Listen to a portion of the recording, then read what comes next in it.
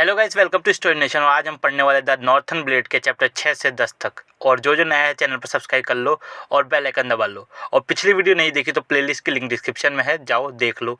तो चलो स्टार्ट करते हैं। स्टार्ट करने से पहले थोड़ा रिकैप। पिछले 5 चैप्टर हमने देखा था कि the wall of northern sect मर चुका है, जिनमू की ज़िंदगी के भी लगे हुए हैं और उसकी लाइफ में यूनहा भी आ गई है। तो अब आगे तो चैप्टर के स्टार्ट में हमें उन कैरेक्टर से इंट्रोड्यूस कराया जाता है जिनको हमने चैप्टर 5 के लास्ट में देखा था। तो पहले हम देखते हैं शिम वुन ली को और शिम शो आह को, जो कि 4 डेड हेवंस से होते हैं।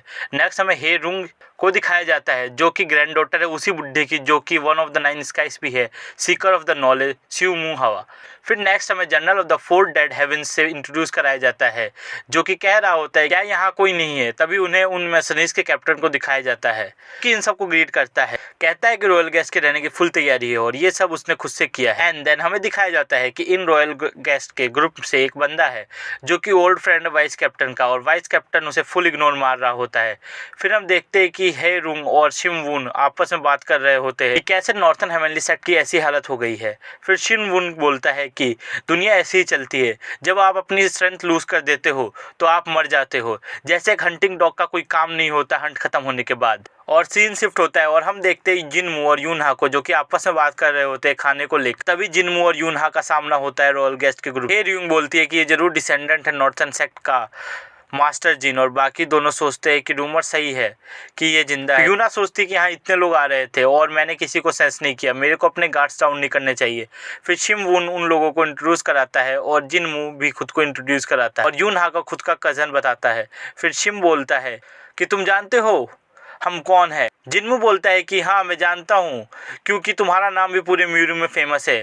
देन शिनवू बोलता है कि क्या मेरा नाम ऐसी जगह भी आ गया है, और बोलता है कि हाँ बाद में बात करते हैं। और वहाँ मर्सनरीज का कैप्टन सोचता है कि बिना हमारी इजाज़त के ये यहाँ किसी को कैसे ले आया, इसे तो बाद में बताता हूँ। और यूना सोचती है कि बिना पलक झपकाए इसने ये झूठ बोला, ये भी कभी कभी दिमाग चलाता है, लेकिन एक सेकंड मेरे को लगा ये यहाँ का ओनर है, तो वो आदमी ओनर की तरह क्यों बिहेव कर रहा था।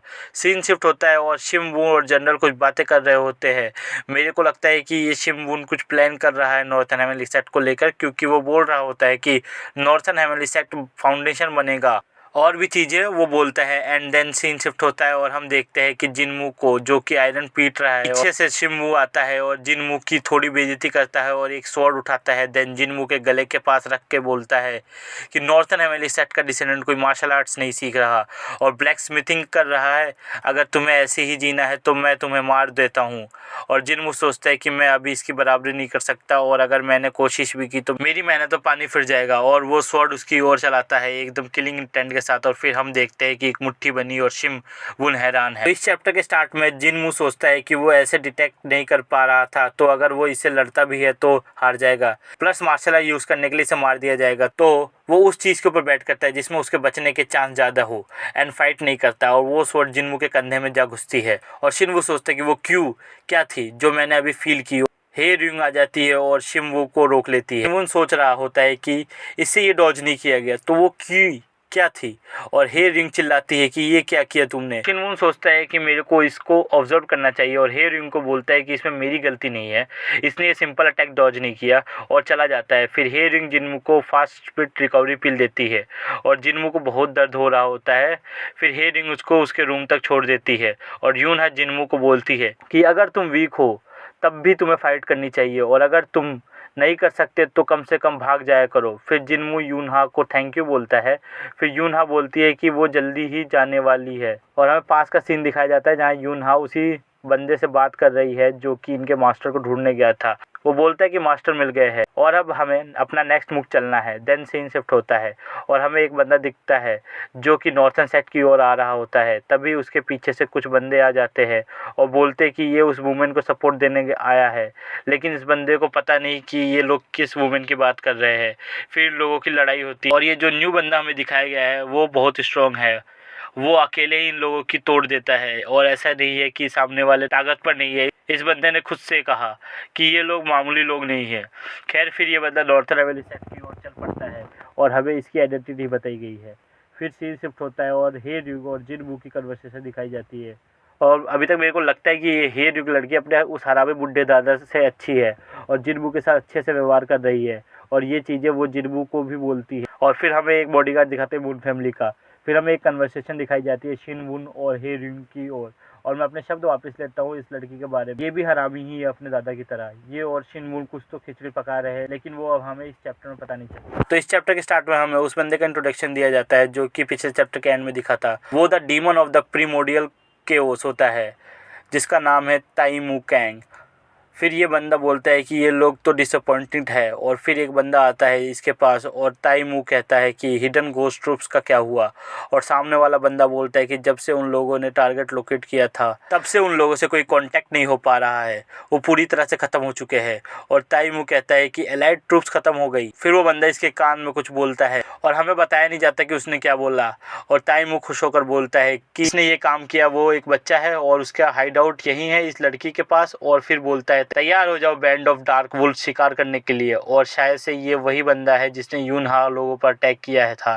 फिर सीन शिफ्ट होता है। फिर हम देखते हैं वाइस कैप्टन को, जिससे वही बंदा बुला रहा होता है जो कि खुद को वाइस कैप्टन का फ्रेंड बता रहा था। फिर वाइस कैप्टन सोचता है कि तुम उसको दोस्त कैसे कह सकते हो जिसने तुम्हारी वूमेन चुरा ली और इसने एलाइड टाइगर गार्ड्स बैंड ले ली। इससे खुद का काम करना चाहिए और मेरे से दूर रहना चाहिए। और वो बंदा कहता है कि तुम उस बात को लेकर अभी तक गुस्सा, अरे उसने मेरे को चूज़ किया था और ऊपर से वो मेरे से शादी करना चाहती थी। और ये सुनते ही वाइस कैप्टन उस बंदे पर अटैक करता है, लेकिन वो भी एलाइड टाइगर गार्ड से है तो उसने वाइस कैप्टन पे बहुत से कट मार दिए होते हैं। फिर वाइस कैप्टन खुद के पास को याद करता है और अपनी वाइफ को याद करके रोता है। फिर सीन शिफ्ट होता है और हम देखते हैं कि जिनमू को जो कि कुछ सोच रहा होता है। और फिर हम देखते हैं कि उसने यूनहा के लिए एक प्रेजेंट बनाया था और उसे दिया था क्योंकि वो जा रही थी। और फिर हमें यूनहा दिखती है जो कि जिनमू के प्रेजेंट के बारे में सोच रही होती है।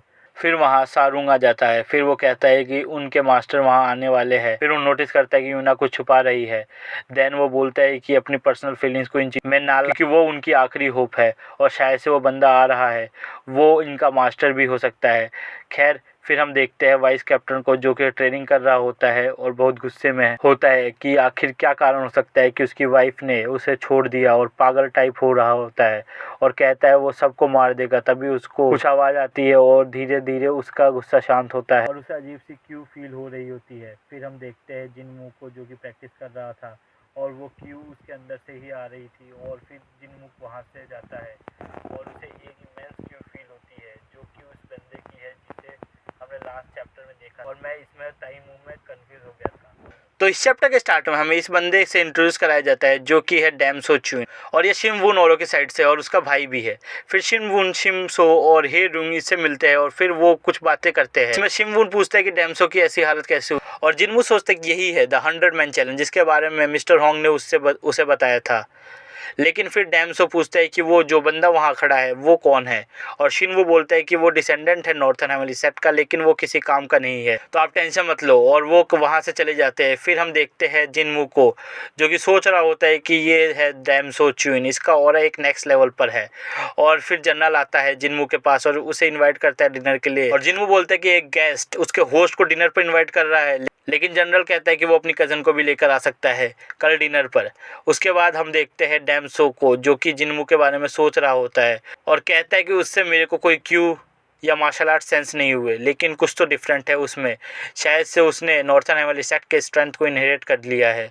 तो इस बंदे को डाउट तो है जिनमू पर कि वो कुछ तो छुपा रहा है। लेकिन फिर सीन शिफ्ट होता है और हम देखते हैं डैमसो जो कि जिनमू का इंतजार कर रहा होता है और उसे कहता है कि ये एक ऑनर है तुमसे मिलने का, मैं डैमसो च्यून हूँ। जिनमू भी बोलता है कि तुमसे मिलकर बहुत अच्छा लगा, मैं जिनमू वॉन हूँ। और मन में सोचता है कि आखिर यहाँ क्या कर रहा है। डैमसो बहुत रिस्पेक्टफुली कहता है कि मेरे को यहाँ आने देने के लिए बहुत बहुत शुक्रिया मास्टर जिन, मैं यहाँ बहुत दिनों से आना चाहता था। और जिनमू ये देखकर कुछ समझ नहीं पा रहा होता है और कहता है कि यहाँ कुछ नहीं है, सब रूइंड हो चुका है। और डैमसो कहता है कि जो बाहर की चीज़ें हैं उसमें मेरा कोई मतलब नहीं है। मेरे को खुशी है कि मैंने उस इंसान को देख लिया जिसने नॉर्थन एमिली सेट के स्ट्रेंथ को इनहेरिट कर लिया है। और फिर सीन शिफ्ट होता है और हम यूनहा जिनमू के पीछे पीछे चल रही होती है और जिनमू कहता है कि मेरे को कुछ नहीं होगा, मैं खुद का ख्याल रख सकता हूँ। और वो कहती है कि मेरे को भरोसा नहीं है और ऊपर से यहाँ कुछ डिलीशियस चीज़ों की स्मेल आ रही है, ये सब तुम अकेले खाओगे। और फिर ये लोग उस डिनर हॉल में पहुँच जाते हैं जहाँ इनका इंतजार डैमसो शिमवू शिम्स और हे रुंग कर रही होती है। डैमसो कहता है कि ये जिनमू की कज़न है, लेकिन मेरे को ये सच नहीं लग रहा, ये कोई नॉर्मल क्यों नहीं है क्या ये जिन्मू की बॉडीगार्ड है? खैर ये जो भी है, ये कोई नॉर्मल इंसान नहीं है। और फिर वो जिन्मू का स्वागत करता है और बोलता है हमारा इनविटेशन एक्सेप्ट करने के लिए थैंक यू मास्टर जिन। फिर शिम बोलता है कि अब बिजनेस की बात करते हैं। और डैम्सो बोलता है आपका प्लेस यूज़ करने के लिए और बिना इजाज़त आपको इनवाइट करने के लिए सॉरी, लेकिन हमारे पास एक रीज़नेबल एक्सप्लेनेशन है। और हे र्यूंग कहती है हम लोग तुम दोनों को एक सील ऑफ अप्रूवल की तरह अपॉइंट करना चाहते हैं। और डैम्सो कहता है कि वो यहाँ सेलोरियम ड्रैगन सोसाइटी बनाना चाहता है। और हे र्यूंग कहती है कि ये एक सिस्टम है जो कि यंग मार्शल आर्टिस्ट के काम आएगी और उन लोगों को भी अपनी वॉइस उठाने का मौका देगी आज के पॉलिटिक्स में। एंड देन जिन्मू कहता है कि तो तुम यहाँ नॉर्थन एमएलए सेक्ट में क्यों आए हो? फिर हे र्यूंग कहती है कि ओल्डर मास्टर्स को ये चीज़ें पसंद नहीं है। फिर डैम्सो कहता है कि ऐसा कोई नहीं है जो कि नॉर्थन एमएलए सेक्ट की रिस्पेक्ट नहीं करता होगा। और ये सब जानते हैं कि नॉर्थन एमएलए सेक्ट कितने सालों साइलेंट नाइट से फाइट किया है और इसलिए हम अपनी ऑर्गेनाइजेशन यहाँ इस्टेब्लिश करना चाहते हैं और यही इस मीटिंग का पर्पस है। और हम चाहते हैं कि मास्टर जिन इसे अप्रूव कर दे। और जिन कहता है कि मैं समझ गया, मेरे को तुम्हारे प्रॉमिस का विटनेस बनना है। फिर सीन शिफ्ट होता है और हम देखते हैं दो बंदों को जो कि वॉच ड्यूटी पर है और बात कर रहे होते हैं। तभी उनके पीछे कोई आ जाता है और फिर सीन शिफ्ट होता है और वाइस कैप्टन कहता है कि कुछ तो अजीब बात है और पूछता है कि नॉर्थ वेस्ट एंट्रेंस पर कौन है। और उसके साथ वाला बंदा उसे बता देता है और वो जल्दी से भागते हुए वहाँ जाता है और देखते हैं वहाँ उन लोगों की बॉडी है बस। फिर सीन शिफ्ट होता है और हम वापस से जिन्मू औरों की तरफ आते हैं और यूनहा और जिन्मू कुछ बातें कर रहे होते हैं। और डैम्सो वहाँ आके बोलता है कि मास्टर जिन मेरे साथ एक सेकंड के लिए आइए, मेरे को कुछ बात करनी है आपसे। जिन्मू वहाँ से चला जाता है और यूनहा हे र्यूंग से बोलती है कि तुम लोग ऐसा क्यों कर रहे हो, तुम्हारे बिना भी उसकी लाइफ एक हेल जैसी है। लेकिन शिम वो बोलती है कि तुम उसकी हॉस्पिटैलिटी का सिर्फ एडवांटेज ही ले रही हो, तो तुम अपनी जगह मत भूलो। और तभी यूनहा को एक क्यू सेंस होती है और डैम्सो भी कह रहा होता है कि मास्टर जिन आप भी हमारे साथ शामिल हो जाओ। और फिर अचानक से उसे भी एक क्यू सेंस होती है और ये क्यू होती है ताइमू की।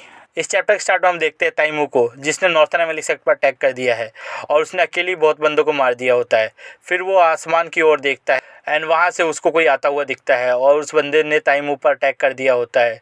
फिर हमें बताया जाता है कि ये कोई और नहीं डैम्सो है। फिर ताइमू हंसते हुए बोलता है अच्छा तुम ही वो बच्चे हो जो फैंसी नेम यूज़ करता है, जिसने मेरे हिडन घोस्ट ट्रूप्स को हराया। फिर डैम्सो को याद आता है और सोचता है कि मैं सही था, ये मेन लीड से नहीं है। और वो कहता है कि क्या तुम साइलेंट नाइट से हो? और ताइमू कहता है कि डंडे की जगह तुम एक्साइटेड हो। और ये दोनों आमने सामने होते हैं और सीन शिफ्ट होता है।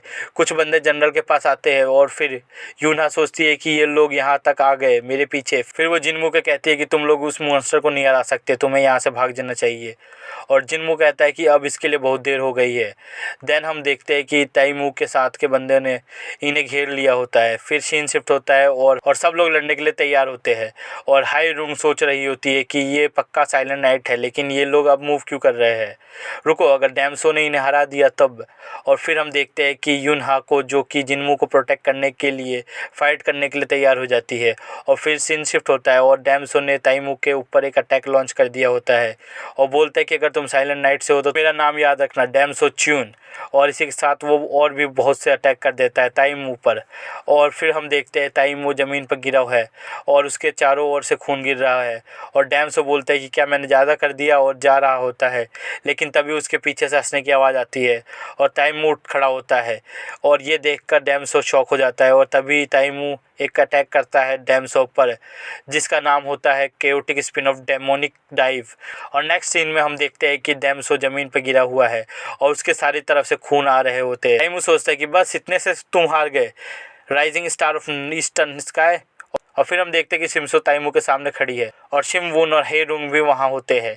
और शिमसो कहती है कि तुम नहीं जानते हम कौन है, मेरे पिता एक नाइन स्काइस। और ताइमू एक अटैक में उसे मार देता है आई गेस।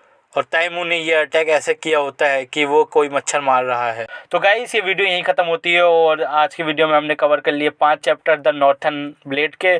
और मैं मिलता हूँ आप लोगों से नेक्स्ट वीडियो नेक्स्ट संडे को। तब तक के लिए आप लोग मेरी the beginning after the end की वीडियोस देख सकते हो, जो कि मैं डेली और रेगुलरली डालने की बिल्कुल कोशिश कर रहा हूँ। तो चलो तब तक के लिए bye bye and keep watching story nation.